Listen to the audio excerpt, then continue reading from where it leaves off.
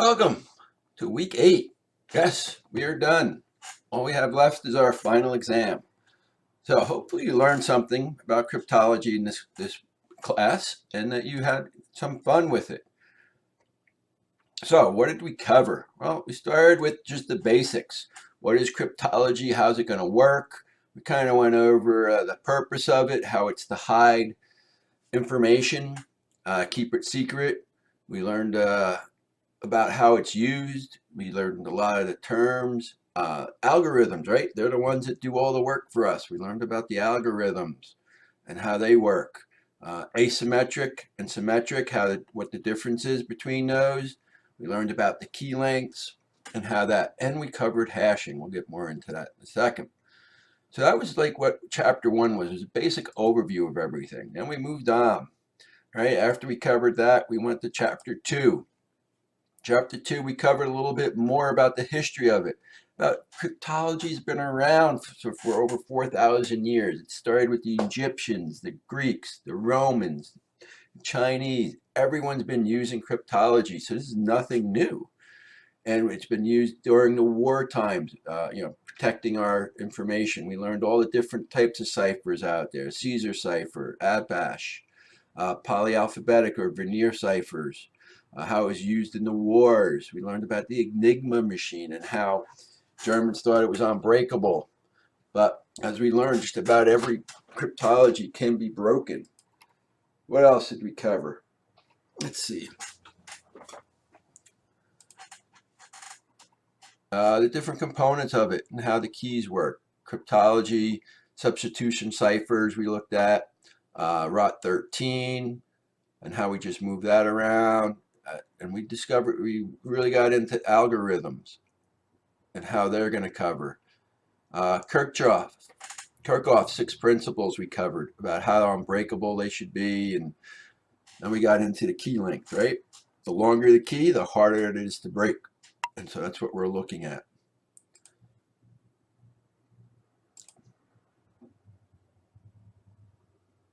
Let's see.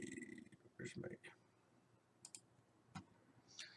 Then we looked at algorithms and how symmetric algorithms, asymmetric algorithms, stream ciphers, block ciphers, and how they all look. But the algorithm, all that is it's the program. Think of it as the recipe that turns the plain text into ciphertext.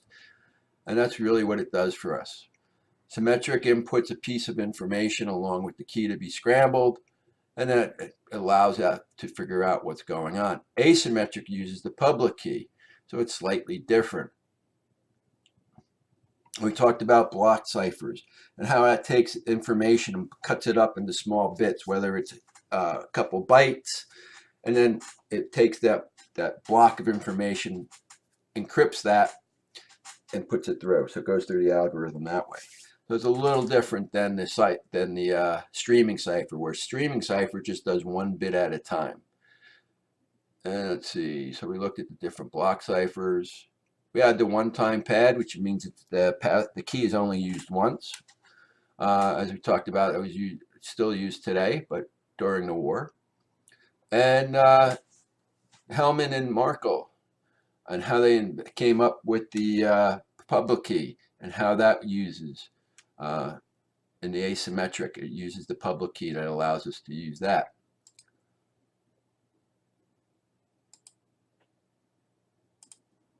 And 5 was hashing. As we learned, what hashing isn't really converting anything, but what it's doing is it's taking a snapshot of it and making that information available to us, but it converts it to a fixed length output. So it doesn't take the information, convert it into that, but it allows us to use this hashing, allows us to verify that the file was unchanged, that we can use it for digital signatures now. So hashing is part of encryption, but it doesn't do the encryption. So we use hashing for the digital signatures, digital certificates, verifying downloaded files, verifying emails, communication, intrusion detection, and it's used for databases. And we went over some of the different hashing information, the different types of hashing that is out there. But what it really does is it takes an output, any input, whatever you want, and it puts it to a fixed length. So if you're going to have an output of 128 bits, which is 32 characters, doesn't matter whether it's a single word, a document, a picture, it all comes out. And this makes it nearly impossible, it's only one way. So you can't go have a hash number and go back to our document. But it's just used for more for verification purposes, passwords, so it allows us to do that information there. So hashing is a very important part. Hashing is used with cryptology. It does not replace it. Cryptanalysis. How do we go about breaking the codes? We can write all the wonderful cryptanalysis. It tells us how to go about breaking the code. So we can write all the code we want, but we want to know how to break it, because if we can break it, then we can write it better, so not to be broken as easily. So that's kind of what we're going to be looking at, how we turn ciphertext to plain text is really what it is. We talked about the Enigma machine and how the Allies discovered how to break it by using a word. They knew that today's weather, so they would always look for that pattern, today's weather, and that's how they went about. They used logic to figure out how to break it. Look for keywords, repeating patterns, known patterns, what's the most commonly used information. So that's what we're going to look for. And we looked at all the different types of attacks that could be brute force, dictionary, and all these different attacks that we could have had. So we looked at that also.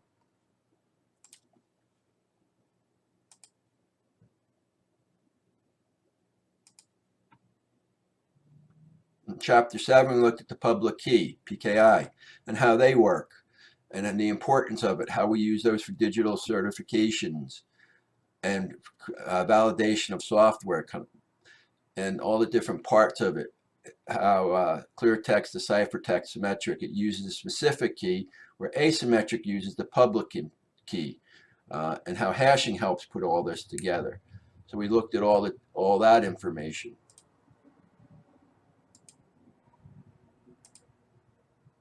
8, stenography, hiding something in plain sight. As he said, this went back to the Greeks also. Using whether it was wax over a table or tattoos on someone's head, or only you can see something after you boiled an egg, but it puts it in plain sight. This way what happens is we can use steganography along with cryptology, and you can actually encrypt something and put it in plain sight, so it could be seen, but no one knows what it looks like. We use it in pictures and photographs. We use it in videos. We can use it in Word documents. So there's a lot of different uses for this and how it's going to be used. But basically, we just put it in plain sight so that someone can just take a look at it and figure out what's going on. We looked at the secure socket layer and how ATMs work, digital signatures, and how all that information comes together. And then chapter 10 was quantum cryptology and how that works, how we're using nature now. And then in chapter 11, we looked at the future of it, which is DNA and cryptology. So I'm hoping you learned something from this class. I thank you for attending, and hopefully you enjoyed it. I had fun. I'd like to thank you.